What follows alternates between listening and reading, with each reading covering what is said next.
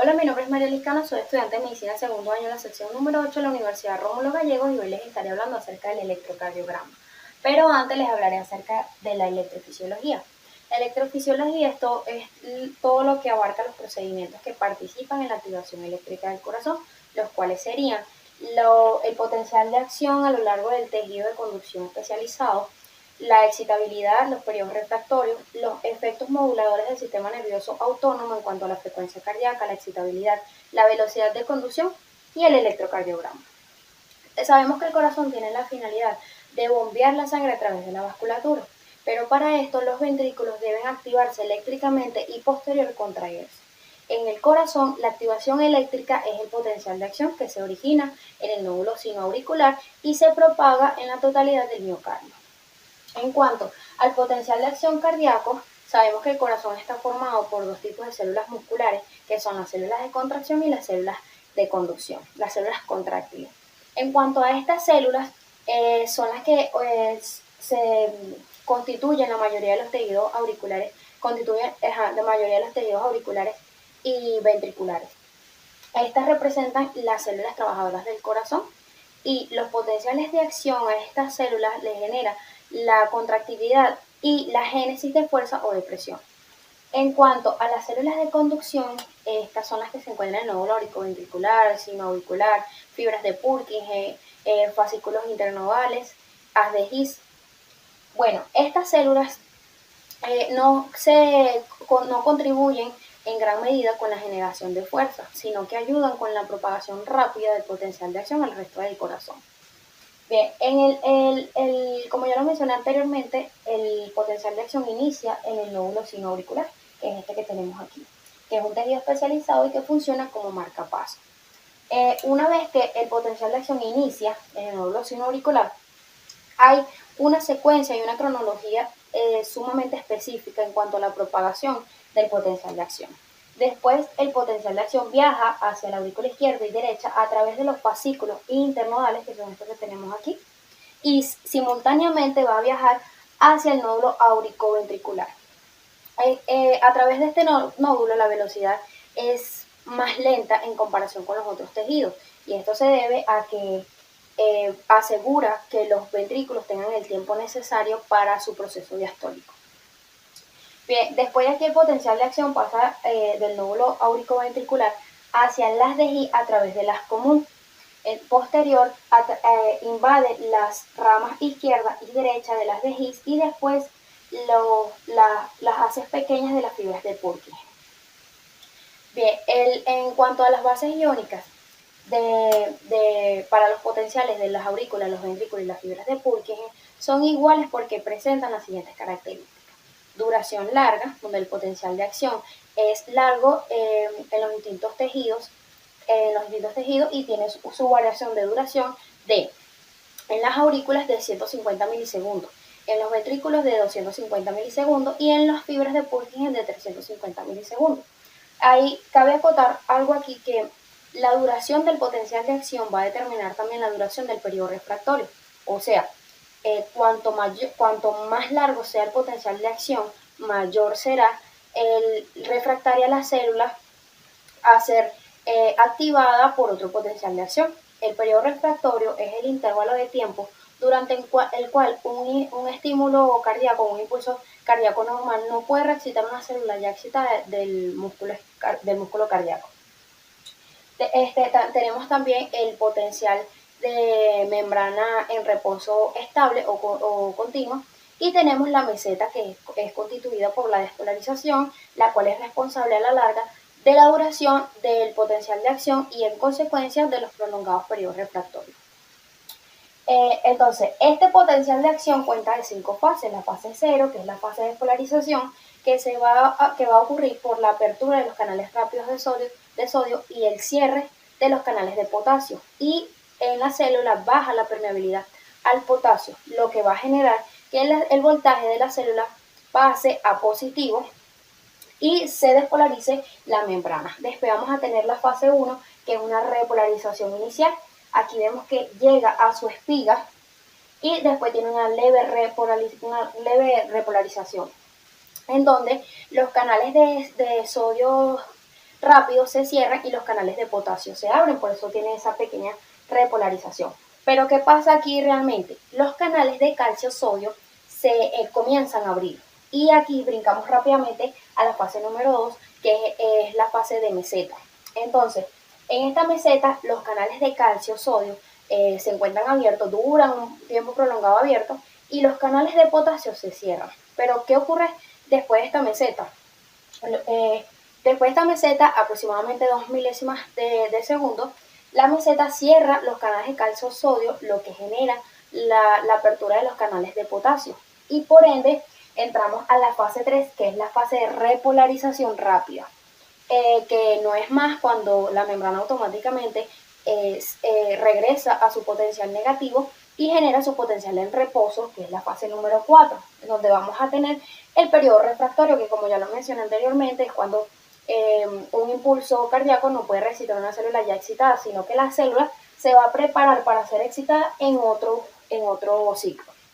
Bien, tenemos el potencial de acción del nódulo sinoauricular, que difiere del potencial de acción de los otros tejidos porque se diferencian en esto.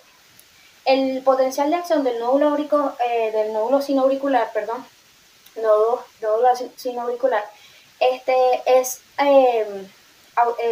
presenta automatismo.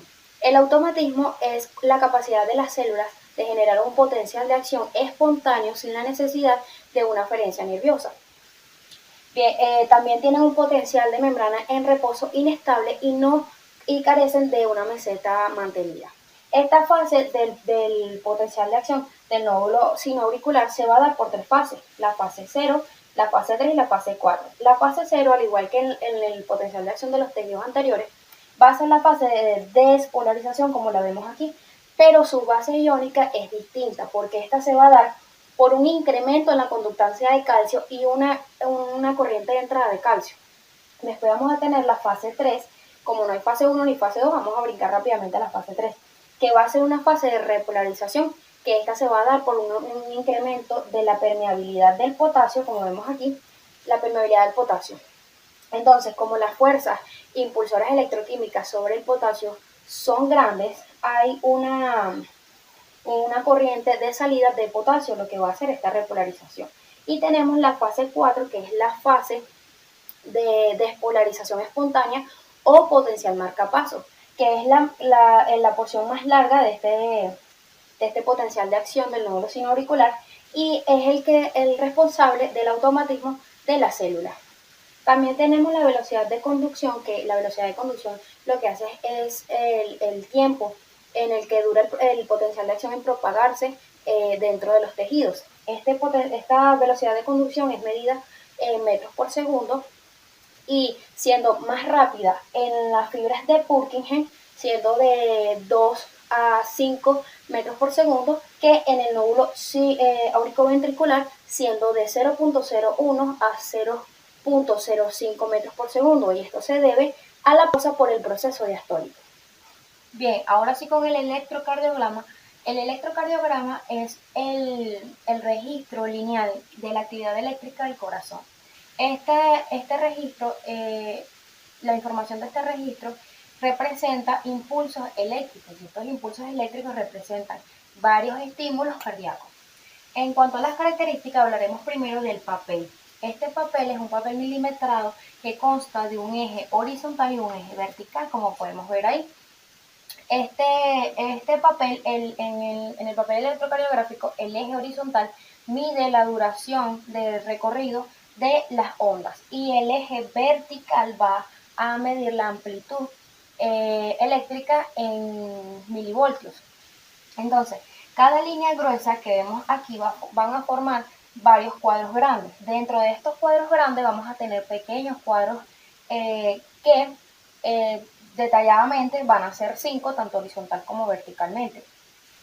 Estos cuadros pequeños, de su manera horizontal, van a medir cada uno 0.04 segundos. La suma de esos 5 cuadros pequeños me va a dar el valor de un cuadro grande, que va a ser de 0.2 segundos. En el eje vertical, como ya lo mencioné, mide la amplitud eléctrica, pero en milivoltios. Entonces, por norma, 10 milímetros equivale a 1 milivoltios. Por lo tanto, 1 milímetro en el papel electrocardiográfico equivale a 0.1 milivoltios, lo que nos va a dejar un valor de cada cuadro grande de manera vertical de 0.5 milivoltios. Una vez aclarado eso, podemos pasar a las ondas. Las ondas son deflexiones de la línea isoeléctrica que pueden ser tanto positivas como negativas. La línea isoeléctrica es un punto base donde se determina que los eventos que ocurren, si son por arriba, son positivos y si son por debajo, son negativos. La primera onda que vamos a tener es la onda P. Esta onda va a representar la despolarización auricular y se va a dividir. La primera mitad va a representar la aurícula derecha y la segunda mitad va a representar la aurícula izquierda. Esta onda P tiene un tiempo de duración de 0.10 segundos y una amplitud de 0.25 milivoltios. Esta onda no, puede llegar hasta un valor de 0.3 milivoltios, ya que si pasa, ese valor será asociado con crecimiento de la aurícula derecha. En cuanto a su morfología, la onda P siempre debe ser redondeada en el electrocardiograma normal. Si esta onda cambia su morfología de ser redondeada a ser en forma de M, se va a asociar con crecimiento de la aurícula izquierda. Después de esta onda P vamos a tener una pausa de 1/10 de segundo que va a representar el proceso diastólico. Y después de esta vamos a tener la onda Q, que es parte del complejo QR y es la primera onda negativa. Esta onda Q, bueno, antes de hablar de la onda Q, hay que mencionar que el complejo QRS completo registra la despolarización ventricular. Esto pasa porque después de la pausa que mencioné, que viene después de la onda P, viene el paso del potencial de acción o del impulso cardíaco del nódulo auriculoventricular a las fibras a las de His, perdón. Entonces, este complejo QRS va a registrar a partir de ese paso, o sea, él va a registrar completamente la despolarización ventricular. La onda Q va a representar la despolarización del septum ventricular. Esta onda es la primera onda negativa de este complejo. Después vamos a tener la onda R, que es positiva, y va a representar la despolarización del ventrículo izquierdo.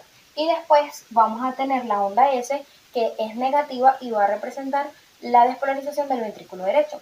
En cuanto a la amplitud de la onda R, varía mucho dependiendo de varios factores, como el hipotiroidismo, enfermedades pulmonares obstructivas y taponamiento cardíaco. Y regresando a la onda S, esta onda es de menor voltaje que la onda R debido a la masa muscular del ventrículo izquierdo. Hay que mencionar, o un dato importante sería que el complejo QRS no se le puede medir la duración por separado, sino en conjunto, siendo esta de 0.06 y de 0.06 segundos y 0.10 segundos. Cuando este complejo QR es más prolongado, se le conoce como complejo QRS ensanchado y puede ser por bloqueo de rama. Después vamos a tener la onda T. La onda T también es una onda positiva que mide 1 milivoltio. Y esta onda va a representar la repolarización ventricular. Alteraciones de esta onda pueden presentar ondas negativas, aplanadas y bifásicas. Ahora vamos con los segmentos. Los segmentos es la línea isoeléctrica entre dos ondas de un mismo latido. Por ejemplo, tenemos el segmento PR, que es el primero, y tenemos el segmento ST. El segmento PR va a representar la pausa, que ya lo mencioné anteriormente, pero este va a representar la pausa del proceso diastólico.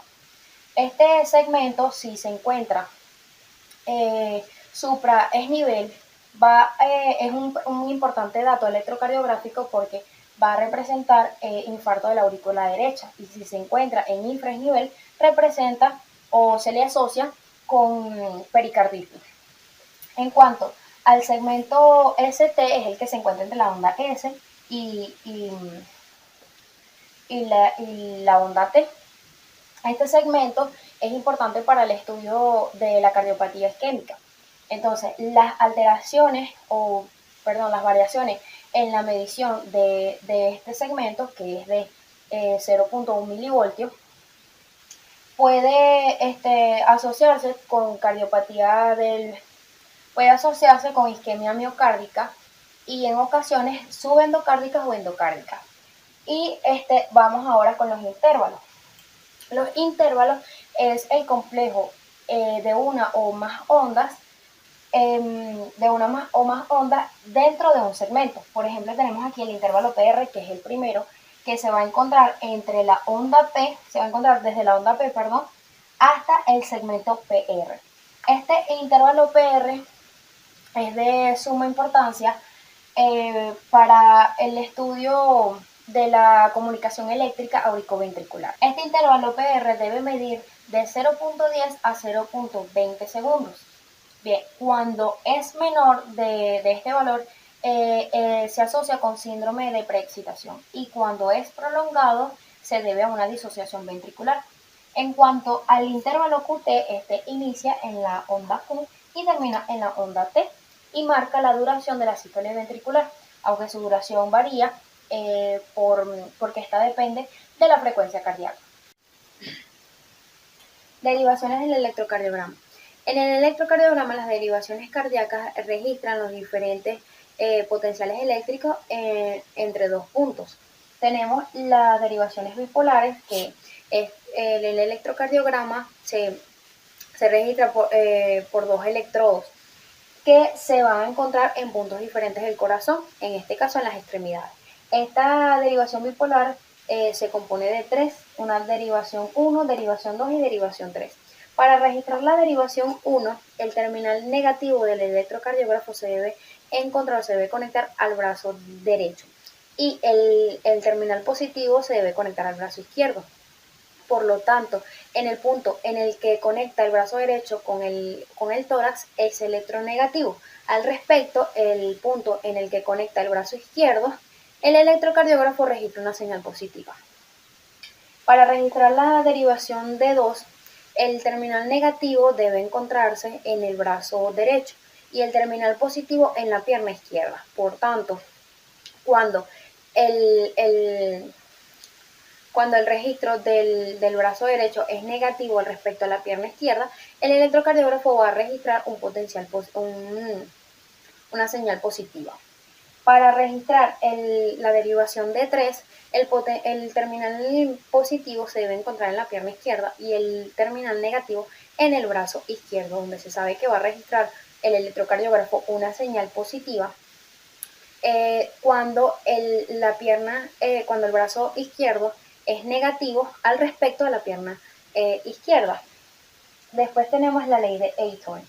La ley de Einthoven es una ley que afirma que si el electrocardiograma se registra simultáneamente de estas tres derivaciones, el resultado del potencial de la derivación de 1 y de 3 debe ser la misma que el resultado de la derivación de 2. Un ejemplo, potencial de derivación 1 más el potencial de derivación 3 es igual al potencial de derivación 2. Derivaciones unipolares. En cuanto a las derivaciones unipolares, este es otro sistema que se utiliza mucho y se denomina así derivaciones unipolares amplificadas. Esta consiste, o este tipo de registro consiste en que los terminales negativos se van a conectar en dos puntos de las extremidades y se va a conectar solamente un terminal positivo. Estas derivaciones anteriormente se les denominaba solamente BL, BR y BF, donde la B significaba vector, la L, la R y la F significaba derecho, izquierdo y pies en inglés, como ya lo mencioné anteriormente. Posterior se le agregó la A antes de la B y de la R, que significa amplificada. Entonces, si el terminal positivo se encontraba en el brazo derecho, la derivación se denominaba ABR. Si se encontraba en el brazo izquierdo, la derivación se denominaba ABL. Y si se encontraba en la pierna izquierda, se denominaba ABF. En cuanto al eje cardíaco, el eje cardíaco no es más que la dirección del vector total de la despolarización ventricular. El vector es una flecha que señala la dirección del potencial eléctrico, que genera un flujo de corriente. Y la cabeza de la flecha, señala en dirección positiva. Gracias.